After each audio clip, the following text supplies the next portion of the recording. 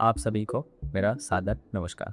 मैं मोहित परमिया अखिल विश्व गायत्री परिवार की ओर से आप सभी का हमारे इस यूट्यूब चैनल ब्रह्मऋषि विश्वामित्र शोध संस्थान में स्वागत करता हूँ। आज का हमारा विषय है बीमारियों को आमंत्रण औषधियाँ खाकर।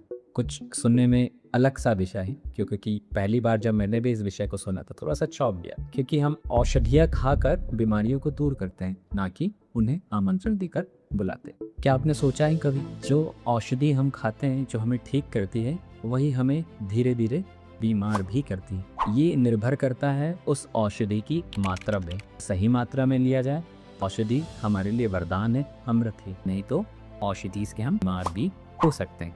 क्या है औषधि? औषधि वरदान है। हमारी इस काया वो निरोगी स्वस्थ या कुछ विकार उत्पन्न होते हैं उसे ठीक करने के लिए हम औषधि का प्रयोग करते हैं। बचपन से ही सुनते आ रहे हैं कि औषधि जान बचाती है, लेकिन सच तो यह है कि अगर गलत तरीके से इसका सेवन किया जाए तो धीरे धीरे ये हमें नुकसान भी पहुंचा सकती है। ये नुकसान तरह तरह के हो सकते हैं। कुछ हमारे चेहरे पे दिखाई देते हैं, कुछ से हमारे बाल भी झड़ सकते हैं, कुछ से हमें मोटापा भी हो सकता है। तो कुछ ऐसे ही पैरामीटर्स हैं जिनको हम देखते हैं कि किस किस तरह से हमें नुकसान पहुंचा सकती है। तो इसमें सबसे पहले होता है ओवरडोज। औषधि का अगर सही मात्रा में लिया जाए तो ही ये कारगर है। ओवरडोज किसी भी चीज़ की, हम कहते हैं कि किसी भी चीज़ की अगर अति हो जाए तो वो नुकसान पहुंचा सकती है, उसी तरह औषधि के साथ भी ऐसा ही होता है। दूसरा है सेल्फ मेडिकेशन। ये पूरे विश्व की बहुत बड़ी समस्या बन चुका है सेल्फ मेडिकेशन। WHO के अकॉर्डिंग 30 से 50% ऐसे लोग हैं जो बिना डॉक्टर के प्रिस्क्रिप्शन के दवाई जो है वो मेडिकल से जाके खरीद ले आते हैं। कुछ केसेस में तो उन्हें आराम लग जाता है, कुछ केसेस में उन्हें डॉक्टर की मदद लेनी ही पड़ती है। तीसरा है इसमें उन औषधियों के साइड इफ़ेक्ट। जो औषधि हम खाते हैं किसी बीमारी से ठीक होने के लिए, उसके हमारे शरीर पर दुष्प्रभाव भी पड़ते हैं, जैसे रैशेस, इचिंग, वेट गेन होना, कुछ तरह तरह के दुष्प्रभाव। हर किसी भी तो नहीं, लेकिन किसी किसी में इसके असर जो है वो देखा जा सकता है। फिर है एक इम्पॉर्टेंट डिपेंडेंसी। कुछ लोगों को की आदत हो जाती है मेडिसिन पे या औषधि पे डिपेंड कर जाना। जैसे किसी को कोई सर दर्द होता है थोड़ा सा भी, तो उसे हम जब तक सहन कर ले तब तक ठीक है, नहीं तो कुछ लोग उस पर्टिकुलर मेडिसिन के आदी हो जाते कि जब तक उन्हें दवाई नहीं मिलेगी वो ठीक नहीं हो पाएंगे। कुछ ये भी एक तरह का हमारे लिए इसका दुष्प्रभाव भी है। फिर है एक और इम्पॉर्टेंट फैक्टर जिसे हम लोग एंटी माइक्रोबियल रेजिस्टेंस बोलते हैं। एंटी माइक्रोबियल रेजिस्टेंस का मतलब जिस बीमारी के लिए हमने दवाई का उपयोग किया, अगर हम उस दवाई को रेगुलर उस चीज़ के लिए इस्तेमाल करते हैं तो एक समय बाद वो हमारे शरीर में काम करने में असमर्थ हो जाती है। या ऐसा कहा जाए कि जिस बैक्टीरिया को मारने के लिए हमने उस दवाई का सेवन किया था, वो बैक्टीरिया अब उस दवाई के आदी हो चुका, इसलिए उसे अब उस दवाई से कोई फ़र्क नहीं पड़ता। इसमें हम आगे एक और देखते हैं मिस यूज़ ऑफ एंटीबायोटिक्स। आज ज़्यादातर लोग एंटीबायोटिक्स को बहुत ज़्यादा नॉर्मल यूज़ में उपयोग करने लगे हैं। फिर एक और है पेन किलर्स, जो सबसे ज़्यादा हार्ट अटैक और स्ट्रोक का एक रीज़न भी बनती है। WHO के ही अकॉर्डिंग इसका आपकी किडनी पर और स्टमक पर बहुत ज़्यादा इम्पैक्ट होता है। फिर आते हैं ऐसी कैटेगरी जो जिम करते हैं। उनमें देखा गया है कि आज के जो हमारे युवा है वो जिम तो जाते हैं, लेकिन जब वो जिम जाते हैं तो वो उन्हें एक अलग सी आदत लग चुकी होती है हेल्थ सप्लीमेंट खाने की या प्रोटीन पाउडर खाने की, लेकिन उस हेल्थ प्रोटीन का उनके शरीर पर गलत प्रभाव पड़ता है। वो बहुत ज़्यादा वेट गेन कर लेते हैं, बहुत ज़्यादा उनकी मसल्स ग्रो हो जाती है।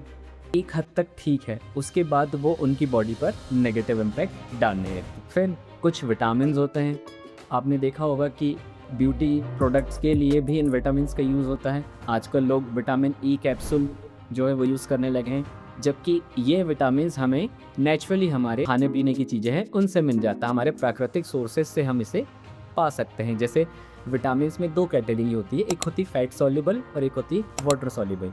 तो जो फैट सॉल्युबल है वो हमारे शरीर में जाके स्टोर हो जाता है, रुक जाता है, जैसे vitamin A, vitamin D, vitamin T और विटामिन के। और वहीं विटामिन बी और सी जो है ये हमारे शरीर से बाहर निकल जाता है, ये वाटर सॉल्युबल होता है। कुछ ऐसी कॉमन मेडिसिन है जो आम आदमी इस्तेमाल करता है, जैसे कफ या कोल्ड के समय पे वो जाता है और मेडिकल से दवाई ले आता है, ठीक है। फीवर होता है जब वो मेडिसिन ले आता है, उसे हेडेक होता है तो मेडिसिन ले आता है, लूज मोशन लगता है जब वो मेडिसिन ले आता है। कुछ ऐसे लोगों को नींद नहीं आती है तो वो कफ सिरप का यूज़ करते हैं, क्योंकि कफ सिरप में कुछ मात्रा में इथाइल अल्कोहल मिलता है, इसीलिए वो लोग कफ सिरप का इस्तेमाल करने लगे। इस आर्टिकल में मैंने पढ़ा था डॉक्टर डब्ल्यू हिक्स, उन्होंने अपनी बुक रिवोल्ट अगेंस्ट डॉक्टर्स में कुछ ऐसे ही मेडिसिन की बात करी थी जिनका इम्पैक्ट हमारे शरीर में पड़ता है। जैसे पहला था स्ट्रेप्टोमाइसिन, इससे आँखों और कानों में जलन होने लगती। एक और था ऑक्सी टेट्रासाइक्लिन, इससे आपके पीठ में कुछ प्रॉब्लम्स होने लगती है। एक है क्लोरमफेनाइल, इससे आपकी बोन्स में प्रॉब्लम होने लगती है। कुछ ऐसी मेडिसिन हैं, किसी कंट्रीज़ में इन्हें बैन भी किया हुआ है, जनरली हर कंट्री में ये मिलती नहीं है।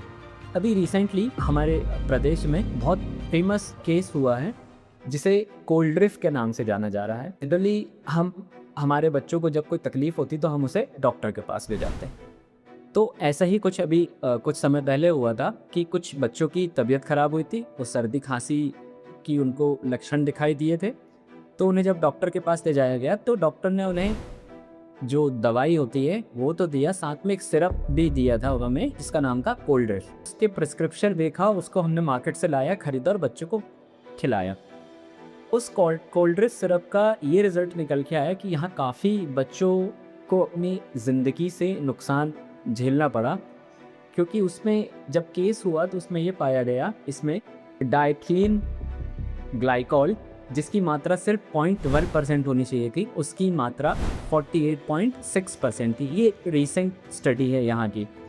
सो डिपेंड करता है, अगर हम किसी दवाई का सेवन कर रहे हैं तो थोड़ा सा उसे जांच लें, थोड़ा सा जागरूक हो कि वो दवाई किस चीज़ के काम आती, क्योंकि हमारा जो शरीर है वास्तव में मानव शरीर बहुत सारी खूबियों के साथ में जन्मा है, या ईश्वर ने इसे बहुत सारी खूबियों के साथ बनाया है। उसमें से एक खूबी है हमारी इम्यूनिटी, रोग प्रतिरोधक क्षमता, जिसे हमें बनाए रखना बहुत ज़रूरी है। हमें थोड़ी सी परेशानी होती है और हम डायरेक्ट मेडिकल चले जाते हैं दवाइयाँ लेने के लिए, है ना। तो कहने का मतलब है कि हम डायरेक्ट दवाई ना लें, पहले उस तकलीफ़ को थोड़ा सा हम खुद ही सहने की कोशिश करें। अगर हमें सर दर्द हो रहा है तो हम थोड़ा सा सर दर्द को सहने की कोशिश करें, थोड़ा कमर दर्द हो रहा है या कुछ भी परेशानी हो रही तो थोड़ा सा हम उसे ठीक होने की कोशिश करें, क्योंकि हमारा शरीर अपने आप में ही उसे ठीक करने के काबिल है।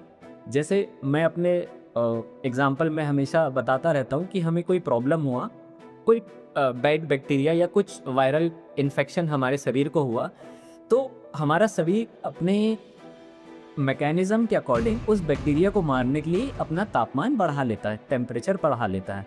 लेकिन हम क्या करते हैं, हमने देखा कि हमारा बॉडी का टेम्परेचर बढ़ गया है, बुखार आ गया है, तो हम पैरासीटामोल खा लेते हैं, जो कि गलत है। क्यों? क्योंकि शरीर तो ऑलरेडी उस चीज़ को मारने के काबिल है ना। तो ऐसा हम ना करें। तो हम इसे कैसे बच सकते हैं? तो इसमें सबसे महत्वपूर्ण है हमारी दिनचर्या। प्रातः सुबह जो है सही समय पर उठें, सही समय पर उठकर योग, ध्यान, प्राणायाम करें। इससे हमारी जो दिनचर्या है, पूरा दिन जो है हमारा स्वस्थ निकलता है।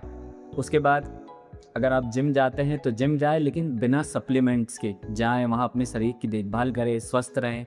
फिर समय पर खाना खाएं, समय पर सोएं।